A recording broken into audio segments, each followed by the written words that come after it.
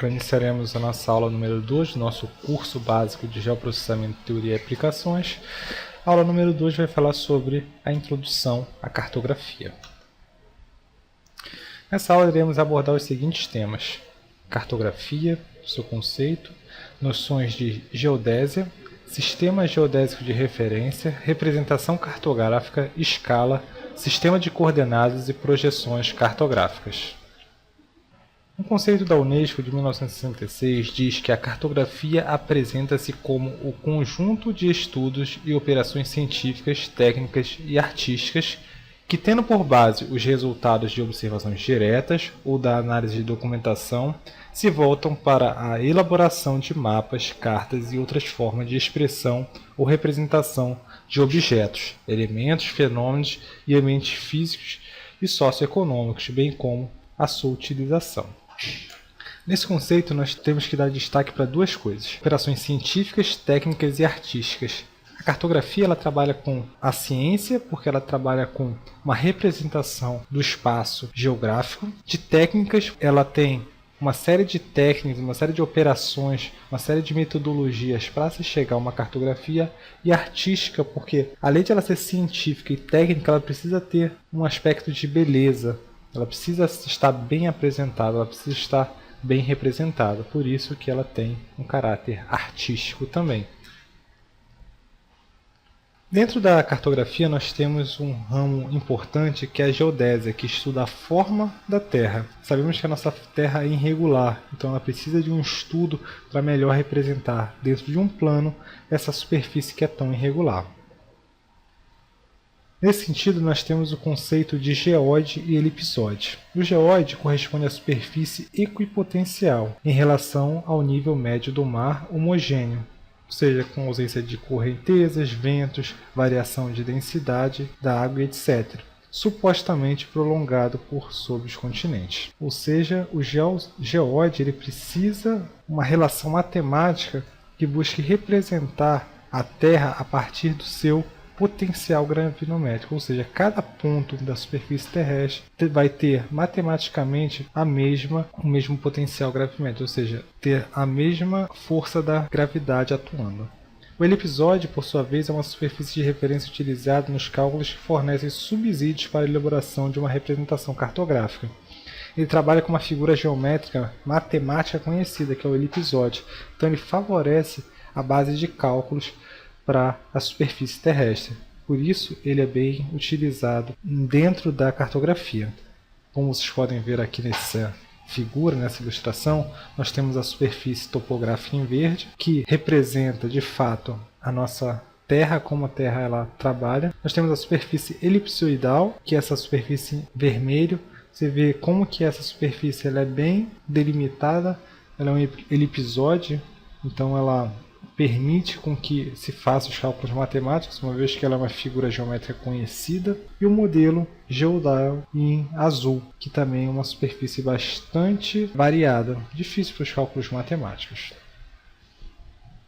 O conceito de datum horizontal e vertical: o datum é um sistema de referência padrão adotado por um país, uma região ou por todo o planeta, ao qual devem ser referenciadas as porções geográficas, latitude e longitude. É escolhido a partir da máxima coincidência entre a superfície do geóide e do elipsóide. Então, através dos cálculos matemáticos, os geodesistas eles conseguem gerar uma superfície em que se assemelhe de forma o máximo possível à superfície da Terra, através do encontro entre o geóide e o elipsóide.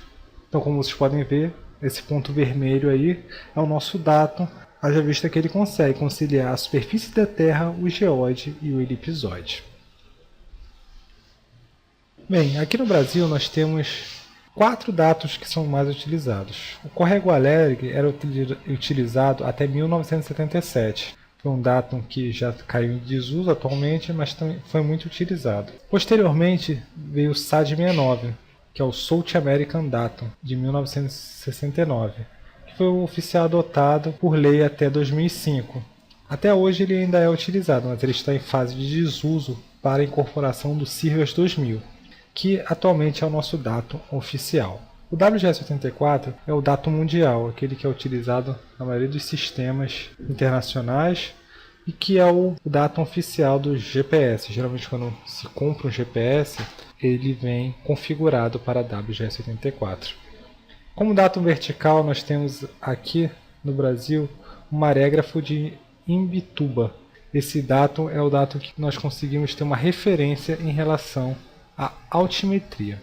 Então esses são os dados que vocês têm que saber. Atualmente vocês têm que trabalhar com o Sirgas 2000 ou o WGS-84 e no caso da altitude, o marégrafo de Imbituba. Vamos falar agora um pouco de representação cartográfica, o que é um mapa, o que é uma carta, o que é uma carta-imagem, o que é um globo e o que é um mosaico. Começando pelo globo, o globo é uma representação sobre uma superfície esférica dos aspectos naturais e artificiais de uma figura planetária. Ele possui escala pequena e tem uma finalidade cultural e ilustrativa. Já o mapa ele é uma representação no plano dos aspectos geográficos, naturais, culturais e artificiais, normalmente em escala pequena, e tem a finalidade para os mais variáveis usos, temáticos, culturais e ilustrativos. A carta é uma representação no plano dos aspectos artificiais e naturais. Tem escala média ou grande. É subdividida em folhas delimitadas por linhas convencionais, paralelos e meridianos, com a finalidade de possibilitar a avaliação de pormenores com grau de precisão compatível com a escala. A carta é geralmente utilizada nos trabalhos científicos na área de geoprocessamento. A planta é um tipo particular de carta. Ela tem uma escala grande, ou seja, ela consegue avaliar grandes detalhes, como planta baixa de uma residência. A carta-imagem é uma imagem referenciada a partir de pontos identificáveis e com coordenadas conhecidas, superpostas por reticulado da projeção, podendo conter simbologia e toponímia. A carta-imagem, na verdade, é uma imagem de satélite georreferenciada apresentada na forma de mapas ou cartas, né? E o mosaico é um conjunto de fotos ou imagens de satélite de uma determinada área, recortadas e montadas técnica e artisticamente, de forma a dar a impressão de que todo o conjunto é uma única fotografia ou imagem. O mosaico é muito utilizado porque nós não conseguimos, a partir das imagens de satélite, ter o recolhimento total da superfície terrestre. Na verdade, elas são tiradas em partes, e essas partes elas podem ser juntadas e gerar um mosaico de uma superfície maior da Terra. A escala é um aspecto muito importante dentro da cartografia. A escala é a relação entre a medida de um objeto ou lugar representado no papel e sua medida real. A fórmula para determinar a escala é E igual a D minúsculo sobre D maiúsculo. O que representa esse E? O E é a escala, o D é a distância na projeção, ou seja, a distância no mapa, e o D maiúsculo é a distância real do terreno. Geralmente nós trabalhamos a escala da seguinte forma: 1 para 100.000. O que significa isso? Que 1 centímetro na carta corresponde a 100.000 centímetros, ou 1.000 metros, ou 1 quilômetro no terreno. Essa é uma escala bastante conhecida nas atividades militares, principalmente. Bem, então vamos entender um pouco esse conceito de escala, a questão do detalhamento e da generalização. A escala, quando nós falamos que uma escala é grande, é porque ela apresenta o maior número de detalhes. Quando nós falamos que a escala é pequena, ela apresenta o menor número de detalhes. Então, quando nós falamos que o globo ele tem uma escala pequena, é porque ele não apresenta grandes detalhes da superfície terrestre. Em contrapartida, quando nós falamos que uma carta ou uma planta ela tem uma escala grande, é porque ela apresenta grandes detalhes do terreno. E a escala ela pode ser representada no mapa de duas formas: através da escala gráfica, a gente pode perceber nessa régua preta e branca, ou numérica, quando você fala de fato a numeração da escala do mapa. Dentro do conceito de escala, nós temos um conceito de precisão cartográfica, que é a menor grandeza medida no terreno capaz de ser representada em desenho por meio da mencionada escala. O menor comprimento gráfico que se pode representar em um desenho é de 1/5 de milímetro, ou 0,2 milímetros, sendo este o erro tolerável. Então vamos para o nosso exemplo. Se nós temos uma distância no mapa igual a 7 centímetros, e essa mesma distância ela representa a 4,2 km, logo Atribuindo a fórmula da escala, se d sobre dzão, nós temos o seguinte: a escala é igual a 0,00007 km divididos por 4,2 km. Nós vamos ter uma escala de 1 para 60 milhões. Bem, vamos atribuir então à nossa escala o erro tolerável. O erro tolerável no terreno vai ser de 60 milhões dividido por 0,02. Estamos agora transformando milímetros para centímetros. Então nós vamos ter um erro tolerável de 12.000 metros, ou 12 quilômetros. Bom, agora nós vamos apresentar uma tabela em que podemos verificar o erro tolerável no terreno e sua determinada escala. Bem, numa escala de 1 para 1000, aplicando o erro de 0,2 milímetros, nós vamos ter um erro de posicionamento no mundo real de 200 milímetros. Ou seja, erro de posicionamento no mundo real, 0,2 metros. Bem, vamos pular agora para uma escala de 1 para 100 mil. Na escala de 1 para 100 mil, nós vamos ter um erro de aproximadamente 20 metros dentro da carta. Então, esse erro é o tolerável. Até 20 metros de erro pode ocorrer para uma cartografia ser de qualidade. Embaixo, nós vamos ver a escala recomendada de uma determinada imagem de satélite. Colocamos aí as imagens mais utilizadas. A imagem Landsat, com 30 metros de resolução espacial, que apresenta um erro gráfico de 0,2. Então, a escala recomendada para esse tipo de imagem é 1 para 150 mil. Apesar de nós já termos observado os trabalhos em escalas até de 1 para 100 mil na imagem Landsat, mas o que é recomendado é que seja de 1 para 150 mil. Na imagem Spot, que tem 10 metros de resolução, nós podemos trabalhar numa escala até 1 para 50 mil. Na imagem Iconos, que tem 1 metro, ou seja, uma imagem de alta resolução, nós podemos trabalhar até uma escala de 1 para 5 mil. Sistemas de coordenadas, eles visam fazer a representação da superfície terrestre, que é uma superfície curva, em uma superfície plana, que são as folhas de papéis dos mapas ou o monitor de vídeo do computador. E isso apresenta várias dificuldades. O objetivo do sistema de coordenadas, então, é representar a superfície da Terra a partir de um ponto que existe uma correspondência entre o mapa e a superfície terrestre, tendo uma coordenada única, uma localização única para representar o real e o representado na folha. Bem, o sistema de coordenadas eles têm um desafio. O desafio é a representação da superfície terrestre que é curva para uma superfície plana. Isso apresenta uma série de dificuldades. Para representar a superfície da Terra é necessário estabelecer um sistema tal que um ponto terrestre no mapa corresponda a um homólogo na superfície terrestre. Para o sistema de coordenadas, nós utilizamos duas referências, o meridiano de Greenwich e o Equador. O sistema de coordenadas geográficas eles são representados pela latitude e pela longitude.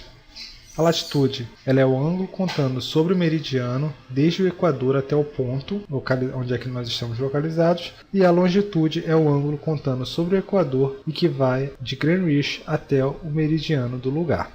A latitude pode ser positiva quando ela está ao norte do Equador e pode ser negativa quando ela está ao sul do Equador.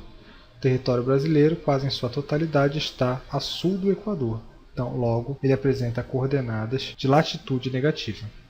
A longitude tem como referência o meridiano de Greenwich. Quando está a leste, ela é positiva. Quando ela está a oeste, ela é negativa. O território nacional está totalmente a oeste do meridiano de Greenwich. Logo, a nossa longitude ela é negativa. Projeções cartográficas é a representação de uma superfície esférica, a Terra, num plano que é o mapa. Existem, do ponto de vista da classificação, nós temos a superfície de projeção, quanto a superfície de projeção e quanto o tipo de deformação.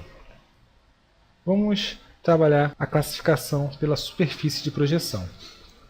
Plana ou azimutal, quais são as suas características? As áreas próximas ao ponto de tangência apresentam menos deformações, as distâncias são mais distorcidas ou desaparecem porque abrange apenas o hemisfério, e principais usos, navegação marítima e aeronáutica. Esse tipo de projeção é geralmente utilizada para representar os polos.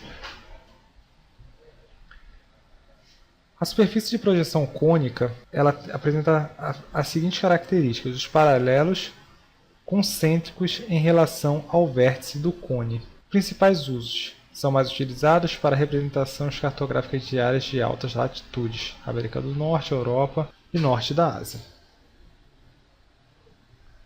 A projeção cilíndrica, que é a mais usada, ela deforma as superfícies de altas latitudes, mantém as de baixas em dimensão mais próxima do real, apresentam os meridianos e paralelos retos e perpendiculares, mais conhecidas Mercator e Peter, e os principais usos. É mais utilizado dentro da cartografia. Do ponto de vista da deformação, as projeções conforme hexagonais, os ângulos não são deformados. A ideia é tentar manter os ângulos sem um grau de deformação. A equivalente ela busca trazer as áreas com menos deformação possível, ou seja, não deformando essas áreas, tentando manter a proporção entre as áreas. E a equidistante, as distâncias não são deformadas, busca-se manter uma certa coesão dentro das distâncias. O sistema OTM ele tem origem na projeção transversa de Mercator. É uma projeção cilíndrica e conforme, ou seja, não perspectiva. É secante para minimizar as variações ao longo do fuso. O meridiano central e o equador são linhas retas. 2 meridianos representados em verdadeira grandeza e caráter universal, porém depende do datum. A projeção UTM, quando comparada com outras, apresenta deformações muito pequenas em todos os aspectos. Por isso que, geralmente, georreferenciamento de imóveis rurais é essa a projeção que é utilizada, porque ela tem essa característica de apresentar pequenas deformações. Agradecemos a todos a terem assistido essas aulas.